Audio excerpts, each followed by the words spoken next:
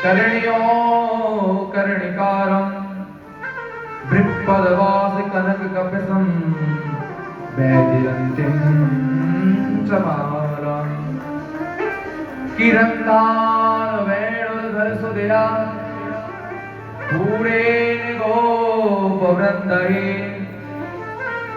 वृन्दारण्यं सबदरमणं प्रावसद्गीत कीर्ति। मोर पंख का जिन्होंने मुकुट पहना है, नटों में जो जिनका श्रेष्ठ बपू है, ऐसे कृष्ण गौ चराने के लिए जाते हैं।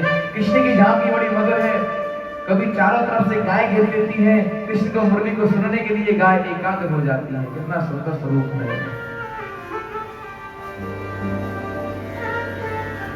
आज भगवान ने मुरली का निनाद किया है, सभी गायों ने भगवान को घेर लिया। जब भगवान बंसी बजाते ना तो जितनी भी गाय हैं सब भगवान को घेर लेती हैं। जितने भी पशु पक्षी हैं सब मुरली को सुनने के लिए, तोते मोर आदि कोयल सब पेड़ों पे बैठ जाते। जितने भी जीव जंतु हैं सब एकदम शांत होकर एकाग्र मन से भगवान की बंसी का निनाद सुनते हैं।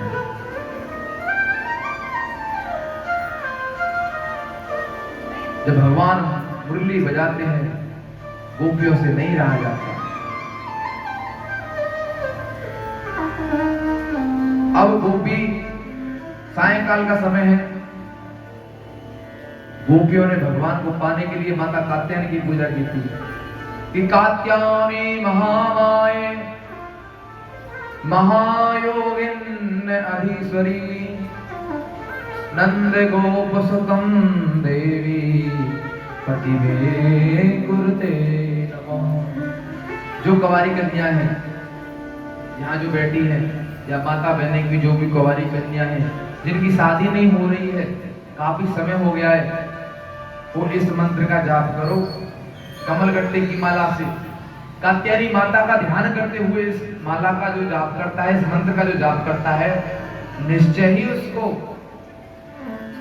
बहुत सुंदर सुशील गुणवान सरल पति उसको प्राप्त होता है।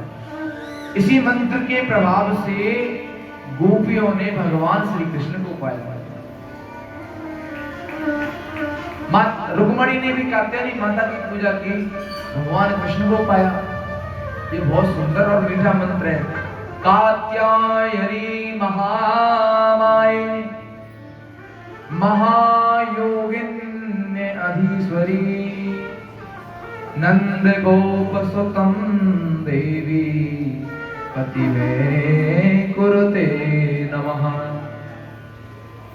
इस मंत्र को ध्याकर भगवान को इन्होंने पाया। आज भगवान चीरहरण की लीला करते हैं। ब्रह्म मुहूर्त में सुबह गोपियां निर्वस्त्र स्नान कर रही थी, भगवान चले गए। भगवान उनके वस्त्रों को लेकर पेड़ पे चढ़ गए। अब तो निर्वस्त्र जल से बाहर आए कैसे?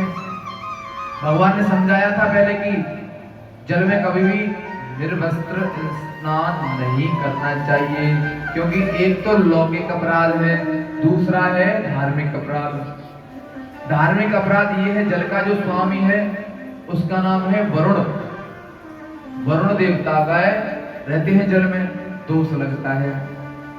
दूसरा का लौकिक है, आप जल में निर्वस्त्र स्नान कर रही हो और कोई मन चला व्यक्ति आपके कपड़ों को ले जाए तो क्या होगा फिर? गोपी बोली बड़ी आए हमें समझाने वाले, सुबह 4 बजे कौन आवे? भगवान ने सोचा ये ऐसे नहीं पाए।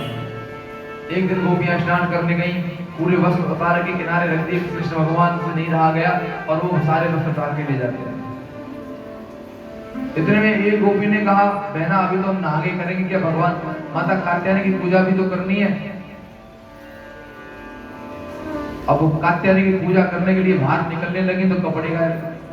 देखें तो कपड़े गायब, कपड़े को लेकर श्रीमान जी ऊपर बैठे हैं वृक्ष पर। हे भगवान हमारे कपड़ों ने कौन ले गया? वो भी बोली कौन लेना गया और ले गए हो तो ऊपर बैठे। भगवान श्री कृष्ण ऊपर बैठे हुए हैं। अरे लाला कन्हैया हमारे वस्त्र ने काय को चुरा लियो? कन्हैया बोले ये वस्त्र थोड़ी है, ये तो कदम पे टंगे रखे हैं, यही वस्त्र। कन्हैया बोले ये हमारे वस्त्र। बोले तुम्हारे वस्त्र नहीं, कदम पे फूल आए। वो हमें पागल बना रहे हो कन्हैया? गोपी बोले इतने बड़े बड़े फूल थोड़ी ना हमें, ये तो हमारे वस्त्र हैं। कन्हैया बोले मेरी कदम दुनिया निराली है, या पे तो ऐसे ही फूल आऊंगा। मेरी दुनिया सबसे निराली है और मेरे कदम पे तो ऐसे ही फूल आऊंगा। गोपियों ने कहा कि श्याम सुंदर ते दास्यः करवाम तवोदितम् देहि वासांसि धर्मज्ञ नो चेदिराजे ब्रुवामहे। लाला आप जो कहोगे हम वैसे ही करेंगे, हमको वस्त्र दे दो। कन्हैया ने नहीं सुनी। बोले तुम्हारे वस्त्र हैं, चाहिए तो एक काम कर सकता हूं। बोले क्या? कि भगवतो यदि मे दास्यो मयोकं वा करिष्यथ अत्रागत्य स्वस्तासि प्रतिजंतो सुचिस्मता। एक एक करके जल से बाहर निकाल कर आओ, कदम के नीचे और कपड़े लेकर चले जाओ। और गोपी ने सोचा हम निर्वस्त्र कैसे जाएं? गोपी बोली बाहर निकलने योग हम नहीं है काना,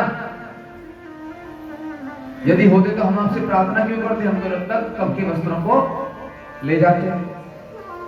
कन्हैया बोले ऐसे ना हो सके, वस्त्र चाहिए तो एक एक करके बाहर आओ, अपने अपने ले जाओ।